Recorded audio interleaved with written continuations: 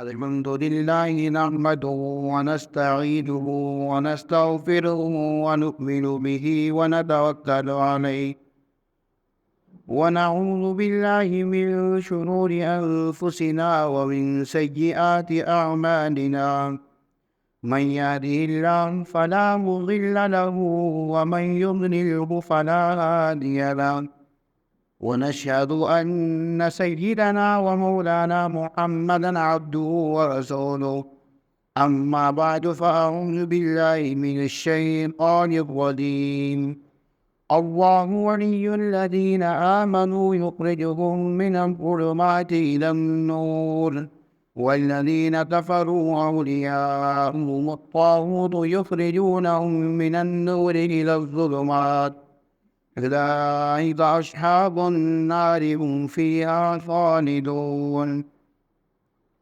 میرے عزیز دوستو بزرگوں، ملک پاکستان کی آزادی کا مہینہ آ گیا ہے، اور قمری اعتبار سے تو آزادی کا مہینہ رمضان المبارک ہے کہ 27 رمضان کو پاکستان آزاد ہوا تھا، لیکن شمسی اعتبار سے سورج کے کیلنڈر کے اعتبار سے آزادی کا مہینہ اگست کا ہے، 14 اگست کی تاریخ۔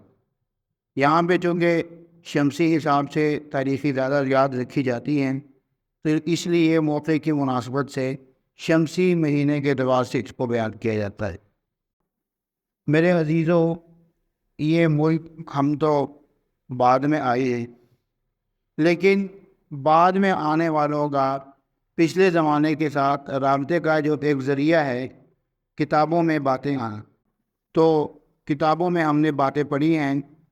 ہو سکتا ہے کہ آپ حضرات نے کسی سے خود بھی سنی ہوں یہ باتیں، اور آپ میں سے بہت سارے حضرات نے وہ واقعات دیکھے بھی ہوں۔ بہرحال ہم نے بڑوں سے سنا، کتابوں میں پڑھا کہ یہ ملک جو حاصل کیا گیا تھا، یہ بہت سی قربانیوں دے کر حاصل کیا گیا، بہت سی قربانیاں دے کر یہ ملک حاصل کیا گیا تھا، اور ان قربانیوں کا مقصد یہ نہیں تھا کہ ہم الگ ملک حاصل کر کے اچھا کما لیں گے۔ ان قربانیوں کا مقصد یہ نہیں تھا کہ ہم الگ ملک حاصل کر کے اچھی روٹی کھا لیں گے، یہ کوئی مقصد نہیں تھا، ورنہ اس زمانے میں بہت آسودہ حال لوگ تھے، یعنی بہت ایسے لوگ تھے جو کہ بہت سکون سے رہ رہے تھے، لیکن انہوں نے اس سکون کو چھوڑا اور الگ ملک کے لیے انہوں نے جد و جہد کی۔ کیوں؟ اس لیے کہ ان کو اصل جو سکون چاہیے تھا، اصل جو ان کو راحت درکار تھی، اصل جس چیز سے وہ جان چھڑانا چاہتے تھے، وہ غلامی تھی، وہ قید تھی۔ اس لیے کہ جو غلامی ہے، جو قید ہے، یہ بہت بری چیز ہے۔ اگر ایک بہت بڑا محل ہو اور اس میں دنیا کی ساری آسائشیں ہوں، دنیا کی ساری آسائشیں ہوں، ایئر کنڈیشن سے لے کر اور انٹرنیٹ سے لے کر اور کھانے، قسم قسم کے کھانے اور ساری چیزیں موجود ہوں، لیکن آپ کو یہ کہا گیا ہو کہ تم یہاں سے باہر نہیں جا سکتے، تم یہاں پہ بند رہو گے، 10 سال بند رہو گے، تو کیا ہمیں ان آسائشوں کی طرف کوئی توجہ ہوگی؟ کیا ہم اس سوچ میں نہ لگیں گے کہ یار اسی طریقے سے یہاں سے نکلیں؟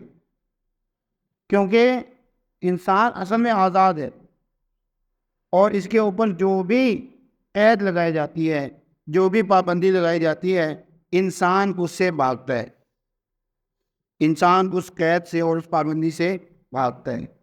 تو مسلمانوں نے، ہمارے بزرگوں نے یہ جو قربانیاں دی تھیں، یہ اس لیے دی تھیں کہ ہم اپنے اللہ کے احکام کو اپنے رسول صلی اللہ علیہ وسلم کے طریقوں کے مطابق اپنی آزادی اور اپنی مرضی سے پورا کر سکے۔ بس دو قومی نظریہ کیا ہیں دو قومی نظریہ یہ ہے کہ مسلمان اور ہندو ایک الگ الگ حقیقت، مسلمان اور ہندو الگ الگ حقیقتیں ہیں، ظاہراً انسان ہیں لیکن حقیقت میں ان دونوں میں بہت بڑا فرق۔ تو ہمارے بڑوں بزرگوں نے یہ قربانیاں اس لیے دی تھی تاکہ ہم اپنے رب کا حکم اچھے طریقے سے پورا کر سکیں۔ دو ریاستیں ہیں جو اسلام کے نام پر وجود میں آئی ہیں، دو ریاستیں، ایک ریاست مدینہ اور ایک ریاست پاکستان، خالص اسلام کے نام پر وجود میں آئی۔ اسلام کے نام پر وجود میں آنے کا مطلب یہ ہے کہ یہ اس لیے حاصل کی گئی ہیں کہ یہاں پہ اسلام کو زندہ کیا جا سکے۔ تو ہم دیکھیں کہ ہمیں تو آزادی ملی ہے، اب ہم ایک الگ ملک میں رہ رہے ہیں، تو کیا ہم ان مقاصد کو پورا کر رہے ہیں؟ میں آپ کے سامنے چند مثالیں پیش کرتا ہوں۔ مثال کے طور پر عین ممکن ہے کہ ایک مسلمان ہندوستان میں با اثر بھی ہو، مالدار بھی تھا اور وہ بہت دولت مند بھی تھا اور اس کی بات کو بھی مانا جاتا تھا، لیکن اس نے یہ سوچا کہ میں تو جی لوں گا جو زندگی میں نے جینی تھی جینی ہے، میرے بچے آ رہے ہیں، وہ ان ہندوؤں کے ساتھ رہیں گے تو کیا میرے بچے ہندوؤں کی عقائد سے متاثر تو نہیں ہو جائیں گے؟ اس نے سوچا، اس کو ایک طرف اپنے بچوں کا ایمان نظر آ رہا تھا اور دوسری طرف اپنی ساری مال و دولت نظر آ رہی تھی، یا تو وہ مال و دولت لے لیتا یا اپنے بچوں کا ایمان بچا لیتا۔ اس نے فیصلہ کیا کہ میں اپنے بچوں کے ایمان کو بچاتا ہوں اور اپنے مال و دولت میں سے جو کچھ لے جا سکتا ہوں لے جاؤں گا، جو کچھ نہیں لے جا سکتا اس کو چھوڑ دوں گا، کیونکہ مسلمان کے لیے اول آخر کیا ہے؟ ایمان ہے۔ ایمان ہوگا تو سب کچھ ہوگا، ایمان نہیں ہے تو کچھ بھی نہیں، اس لیے کہ ایمان میں اصل کامیابی ہے۔ الغرض قصہ مختصر، اس آدمی نے اپنی اولاد کے ایمان کو بچانے کے لیے ہندوستان چھوڑ دیا اور یہاں آیا، محنت کی، بس عزت کے ساتھ اسلام کے مطابق زندگی گزارنا۔ وقت بدلتا ہے، تصویر کا دوسرا رخ سامنے آتا ہے، اس آدمی کا بچہ ہوتا ہے، اس آدمی کا پوتا ہوتا ہے، وہ پوتا یہ سوچتا ہے کہ پاکستان میں کیا رکھا ہے، پاکستان میں کیا رکھا ہے، یہاں پہ تو کھانے کو کچھ نہیں ملتا، یہاں پہ تو یہ مسئلہ ہے، یہ غرض جو معاشی مجبوریاں ہیں، اور میں نہیں کہتا کہ نہیں ہیں، بالکل ہیں، لیکن اور اس کو ختم کرنے کے لیے بھی ہم نے ہی اپنے حساب کتاب کرنا ہے اور ہم نے ہی سوچنا ہے۔ لیکن وہ کیا فیصلہ کرتا ہے؟ وہ سوچتا ہے کہ میں تو یہاں پہ وہ سکون اور وہ راحتیں اور وہ دنیا کی آسائشیں تو یہاں پہ حاصل ہی نہیں کر سکتا، اور وہ کوشش کرتا ہے کہ میں پاکستان چھوڑ دوں، کوشش کرتا ہے، لائنوں میں لگتا ہے، ایمبیسی کے باہر جاتا ہے، فارن آفس کے باہر جاتا ہے، دودھ میں بھی کھڑا ہوتا ہے، پیسہ بھی خرچ کرتا ہے، اپنے اولاد کی قربانی بھی دیتا ہے، اپنی نیند کی قربانی بھی دیتا ہے، لوگوں کی منت ترلے بھی کرتا ہے اور لوگوں کی باتیں بھی سنتا ہے۔ کیا حاصل کرنا چاہ رہے ہیں؟ یہ وہ چیز حاصل کرنا چاہ رہا ہے جو 70-78 سال پہلے اس کے دادا نے لات مار کے چھوڑ دی تھی وہاں میں، اور اس نے کہا تھا نہیں، میں یہ مال و دولت نہیں حاصل کرنا چاہتا، ہرگز مجھے اس کی پرواہ نہیں ہے، میں تو یہ چاہتا ہوں کہ میرا بچہ، میرا پوتا، میرے بچے، میری اولاد یہ ایک اسلامی زندگی کے مطابق زندگی گزاریں، ایک اسلامی ملک میں زندگی گزاریں اور اسلام کے احکام کے مطابق زندگی گزاریں۔ تو کیا افسوس کی بات نہیں؟ کس قدر افسوس کی بات ہے کہ 70-80 سال پہلے ایک آدمی نے جو قربانیاں دی تھی، اس کی قربانیوں کو ایک فیصلے سے اسی کی اولاد نے ایک لفظ اس کو اڑا کے رکھ دی کہ پاکستان میں کیا رکھا، کہاں جائے گا؟ ایسی جگہ پہ جائے گا جہاں پہ پھر کافر کی ہو، جہاں پہ پھر سب لوگ حکمران کافر، کفر کا نظام۔ یہ وہ کفر کا نظام ہے جس سے تمہارے آباء و اجداد نے جان چھڑائی تھی، یہ وہ کفر کا نظام ہے جس کو تمہارے دادا نے تمہارے پردادا نے تمہارے لیے چھوڑا تھا کہ اسلام کے مطابق زندگی گزارو، اور تم اسی کفر نظام میں جا کے رچ بس گئے ہو۔ اور صرف یہ نہیں، یہ آدمی وہاں رچ بس جائے گا، اب وہاں پہ سہولتیں دیتے ہیں نا کہ آپ کا بچہ ہوا آپ کو اتنے پیسے دے گی، آپ کی شادی ہوگی آپ کو اتنے پیسے ملیں گے، آپ بوڑھے ہو جائے گی آپ کو اتنے پیسے ملیں گے۔ تو کوئی بھی کوئی چیز مفت نہیں دیتا، یہ اتنا نفسا نفسی کا دور ہے، کوئی بھی کوئی چیز بلا عوض بلا معاوضہ نہیں دیتا، وہ آپ سے کچھ لیتے ہیں۔ کیا لیتے ہیں؟ آپ کے بچے آپ سے لے لیتے ہیں، آپ کے بچے آپ کے نہیں ہیں۔ ایسے نظام میں وہ جا رہا ہے، اور اس ملک کو چھوڑ کر جو اسلام کا نام جس طرح بھی ہے، کیا ہمیں کبھی کسی نے نماز پڑھنے پر ہماری طرف آنکھ اٹھا کر دیکھا ہے؟ کیا ہمیں کبھی کسی گلی میں، کبھی کسی شارع عام میں نماز پڑھتے ہوئے کسی نے ٹھوکر لگائی ہے؟ کیا ہمیں کسی گلی میں، کسی محلے میں، کسی بڑے شہر میں، کسی بڑی شاہراہ میں دین کی بات کرتے ہوئے کسی نے ہمارا منہ بند کیا ہے؟ ہم اس پر اسی لیے خوش ہیں کہ ہم نے اسی لیے تو یہ دین ملک حاصل کیا تھا۔ اور دیکھ لیں اپنے پڑوسی ملک میں، آپ نے دیکھے ہوں گے وہ مناظر کہ نمازیں پڑھ رہے ہیں ان کو ٹھوکریں لگ رہے ہیں، جمعے کی نماز پڑھ رہے ہیں سڑک بند کی ہے۔ سڑک کیوں بند کی ہے؟ اپنی عبادت اپنی مسجد میں کرو، جاؤ ان کو لاتے ہو ٹھوکریں مار مار کے کو اٹھا رہے ہیں۔ یہ میں نے تو دیکھے ہیں، آپ نے بھی دیکھا ہوگا مناظر۔ تو کیوں وہ جا رہا ہے؟ وہ کیوں آپ کو غیر ملک برطانیہ، امریکہ، یہ سارے ممالک آپ کو اتنی سہولتیں کیوں دے رہے ہیں؟ آپ سے کچھ لے رہے ہیں، آپ کو پتہ نہیں ہے۔ ہمارا سب سے قیمتی سرمایہ ہمارا ایمان ہے، ہمارا سب سے قیمتی سرمایہ ہماری اولاد کا ایمان ہے، ہمارا سب سے قیمتی سرمایہ ہمارا دین ہے، وہ ہم سے وہ لے رہے ہیں۔ آپ کو ہر بچے کے عوض پیسے ملیں گے، لیکن آپ اپنے بچے کو سخت زبان سے بات نہیں کر سکتے۔ وہ کہیں گے کہ بھائی کیوں تم نے اپنے بچے کو چیخ کر بلایا ہے؟ کیوں تم نے اپنے بچے کو ڈانٹا ہے؟ کیا ہم تمہیں ان بچوں کے عوض پیسے نہیں دیتے ان کو پالنے کے؟ کیا ہم تمہیں ان بچوں کی سہولیات کے ذمہ دار نہیں ہیں؟ جب سب چیزیں ہیں تب ہماری مانگ۔ تو کیا ہوا؟ جس کام کے لیے، جس مقصد کے لیے ہم نے، ہمارے آباء و اجداد نے مال کی قربانی دی، اپنی جائیداد کی قربانی دی، اپنی سرداری کی قربانیاں دی، اپنی نوابی کی قربانیاں دی، اپنے تعلقات کی قربانیاں دی کہ میرا بچہ، میرا پوتا، میری اولاد اسلام کے مطابق پاکستان میں زندگی گزارے اور اس کو دین کے لیے کوئی کچھ نہ دے، وہی بچہ، وہی پوتا، وہی پڑ پوتا آج کے دن پاکستان کو چھوڑ کے جا رہا ہے۔ کن وجوہات کی وجہ سے جا رہا ہے؟ انہی وجوہات کی وجہ سے جو اس کے دادا نے ٹھوکر مار کے چھوڑ دی، اور انہی ممالک میں جا رہا ہے جس ملک سے اس کا دادا پردادا آیا تھا۔ تو یہ کوئی عقل کی بات ہے؟ یہ کوئی سمجھ میں آنے والی بات ہے؟ یہ کتنی بڑی بے شرمی کی بات، بے حیائی کی بات۔ ہم میں سے اکثر دیکھ لیں کس کے لیے کر رہے ہیں؟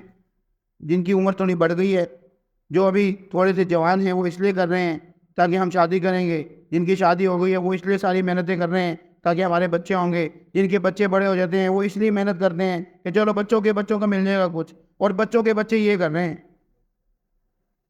تو کتنے افسوس کی بات، کتنے افسوس کی بات ہے۔ تو ہمیں اس چیز کی طرف توجہ دینی ہے کہ، اور معذرت کے ساتھ، ہر آزادی ایسی نہیں ہوتی کہ جس کی تعریف کی جائے، کیوں؟ اور نہ ہی ہر قید، ہر بند، ہر وہ قید یہ بری چیز بھی نہیں ہوگی۔ اس لیے مثال کے طور پر 20 سال پہلے آپ کا ایک دوست تھا، وہ آپ سے بچھڑ گیا، نئی ملاقات ہوئی، اچانک کہیں مل گیا، اور جو ایک دوسرے کو دیکھا تو کس کے جب ڈال لی، ایک دوسرے کو بغل گیر ہو گئے کس کے، اب وہ ایسے ایک دوسرے کو دبا رہے ہیں، اور دیکھنے والا کہہ رہا ہے کہ یہ بیوقوف ہے یار، اس کو اتنی زور سے دبا رہا ہے، اور وہ جو دوست ہے وہ کہتا ہے کہ مجھے تو جتنا دباؤ گے اتنا مجھے لذت آئے گی، کیونکہ میرا دوست مجھے ملا ہے 20 سال بعد ملے۔ تو ہر آزادی قابل تعریف نہیں ہے، اور ہر پابندی، ہر قید، ہر جکڑ بند یہ قابل مذمت نہیں۔ آزادی کے نام پر ہمیں آج کل بہت سے نعرے دکھائی دے رہے، معذرت کے ساتھ ہم بھی کہیں نہ کہیں کسی نہ کسی درجے میں اس میں انوالو ہیں، اس میں ملوث، اس میں مبتلا ہیں۔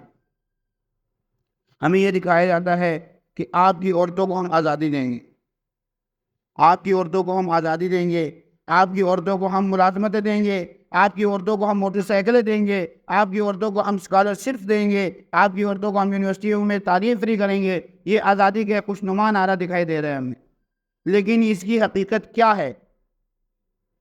اس کی حقیقت یہ ہے کہ آپ کی عورت، میری ماں، میری بہن، میری بیٹی اگر گھر سے نکلی اور آزادی کے نام پر نکلی تو وہ پھر میری نہیں.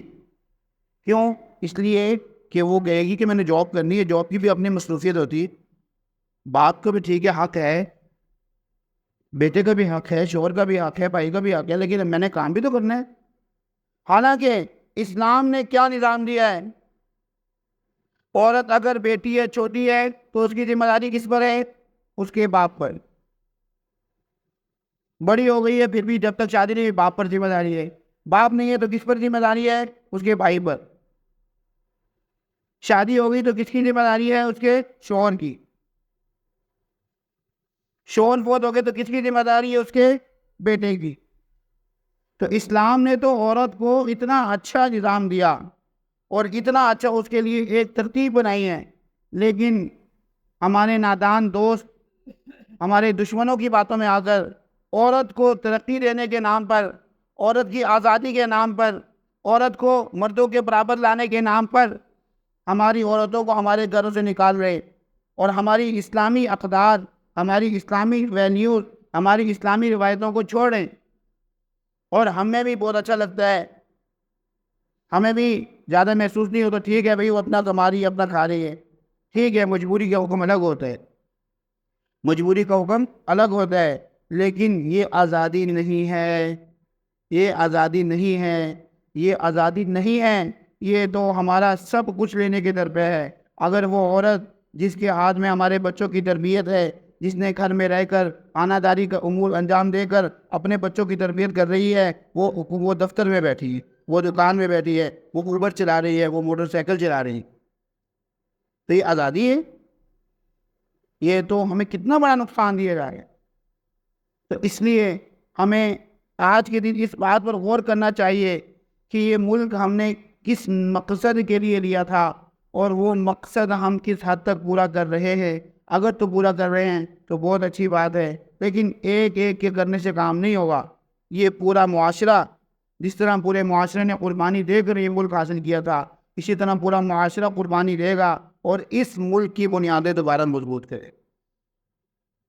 اللہ تعالیٰ سے دعا ہے کہ ہمیں اپنا ملک جس مقصد کے تحت حاصل کیا گیا تھا اس مقصد کو پورا کرنے کی توفیق عطا فرمائیں، اور وہ جو مقصد ہے پاکستان کا، مطلب کہ لا الہ الا اللہ، اس کو حقیقی معنوں میں اس پر عمل کرنے کی توفیق عطا فرمائیں. وآخر دعوانا ان الحمد للہ رب العالمین.